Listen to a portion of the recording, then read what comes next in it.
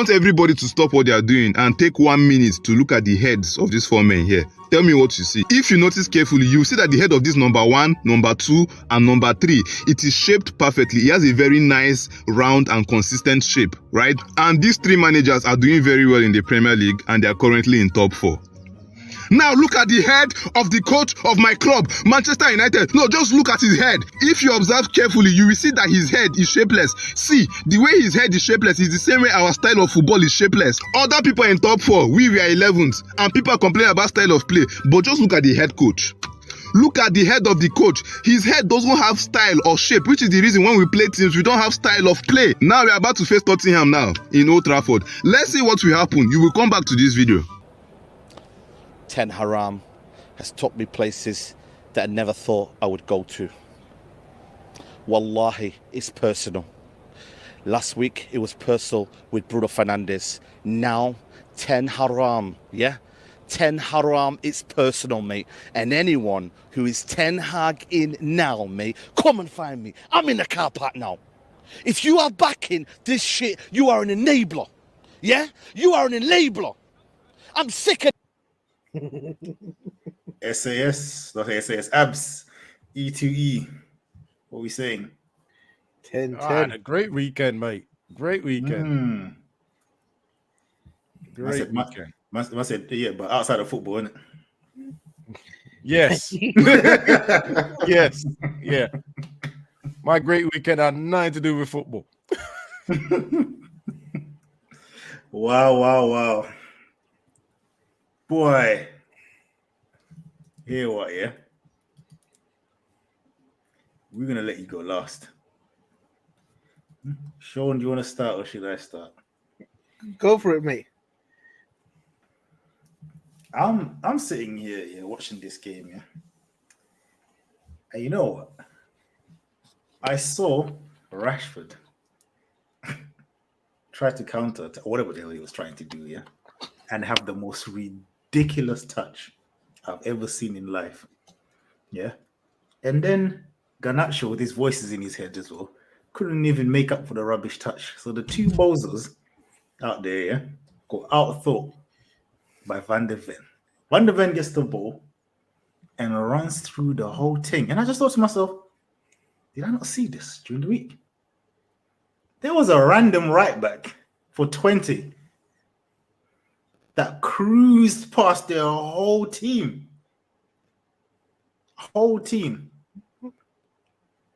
And SAS, you know what I sat there and thought? I didn't even think of Ten Hag. I didn't even think about the dead players or anything like that. You know what the first thing I thought? I was like, so let's imagine they win their remaining 2 games. Yeah, from this 10 games. And they win them convincingly. Let's say they batter Aston Villa 5-0. Whatever the other team they're playing, they batter that one as well, 5-0. Are these 10 men dons just going to be like, well, looks good now. Time to build up one. Let's go. Do you know what I'm saying? Well, you said it perfectly, because I don't see why we need 10 games. I think we've seen enough, because look, the shameless dons have counted Barnsley, and the way they were saying FC20, like FC20 was gonna be it's gonna be a breeze. It's gonna be a breeze. No. Do you know what, yeah? The shamelessness of these 10-man dons here. You know what, yeah? They had Crystal Palace in there, who haven't won a game. Southampton, who are scud. Barnsley from League One? I know they're in the Championship, or League One or something, or League Two. I don't know where they're from. Yeah? FC20. That's 4 games. Yeah? 40%. You know 40% is a pass mark.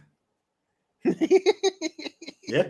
So, you know what I mean? If it's like a course, yeah, and 40% is the pass mark, you mean to tell me these scud 4 games are enough for the pass mark? This is what we're dealing with. Yeah, and this is including this year after the 3 years. You know what? Yeah, I was watching YouTube yesterday. Yeah. And I see one of their fans, and he said something that I was like, "You're goddamn right." The man said, "Yo, let's deep it. Really and truly, we've been scud since the cup final against Newcastle. I was like, rah, that's from his first season. And I was like, you know what? I thought about it and I thought, he's right, you know. Because before that cup final, it was looking very promising. It was looking, you know what I mean? They won the cup final. But the league form, I had a nasty stat that within the last 15 games, so these games for this season, and the back end of last season, Everton have had more points than Man United. Everton. Don't even do that face. You do your Googles. Yeah? Everton have had more points than Man United in the last 15 Premier League games. Yeah? This is how nasty this league form is. Yeah? So we come back because we ain't even including him. He's going to have his own line. It's me and you talking. Yeah? Yeah. Like, I'll come back to this 10 games. What did these cockroaches think was going to change in these 10 games? And the 10 games is still pending. So I don't want to hear no 10 Hag out or I've made my decision now, because the 10 games ain't finished yet. So decision should be made post 10 games because that's what these men have been preaching, innit? I don't see how he's going to get better in 2 games, though. I don't see how he's going to get better after 2 seasons.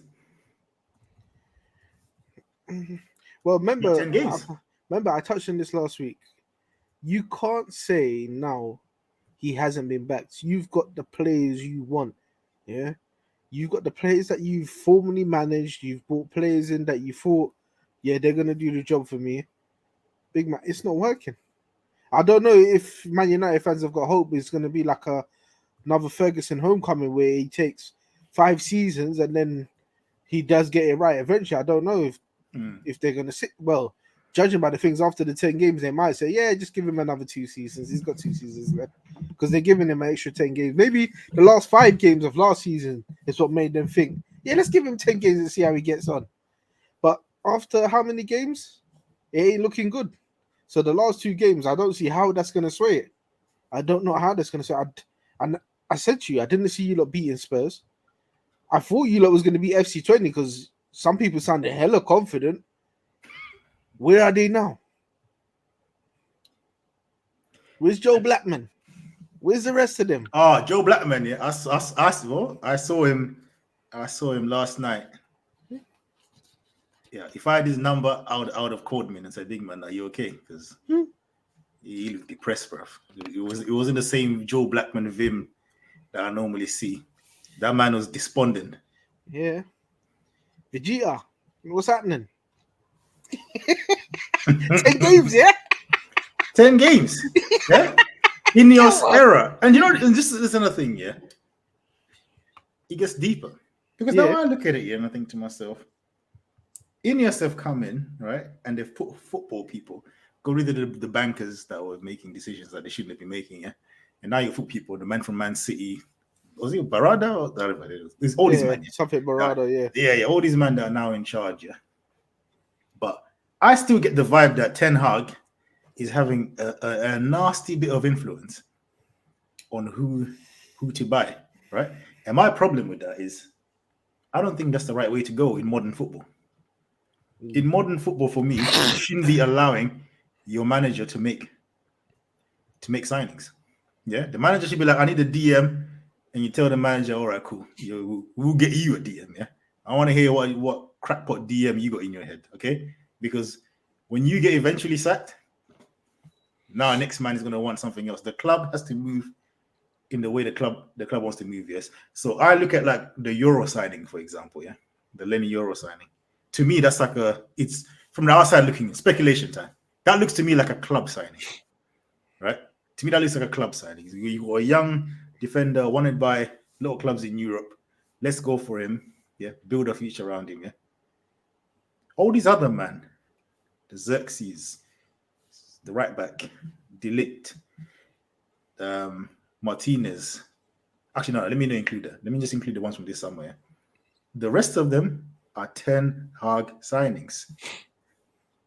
The man has too much power. And now the majority of this squad is the players that are not his are players that he loves, like Bruno and Rashford and Garnacho. Ahmad, for me, has been their best attacker. But anytime it's a big game, he's on the bench. What's that about? Ugarte, they got him on a buy one, get one free thing. right? Man got Lonnie Euro and the agent was like, yo, here what? Yeah, I've got this man at PSG, you know, like you can get him, you know. And then I'm like, yeah, let's do it. Again, I'm no expert. I've never really watched this Ugarte youth, but from what I saw yesterday, I was like, Fred is clear. I'm not even joking. You might be laughing, but I'm not even joking. I'm not even joking. Fred is clear of this guy, blood. I stand by that. Fred is clear of this youth. Do you know what? I looked at him, I said, you're not from South America.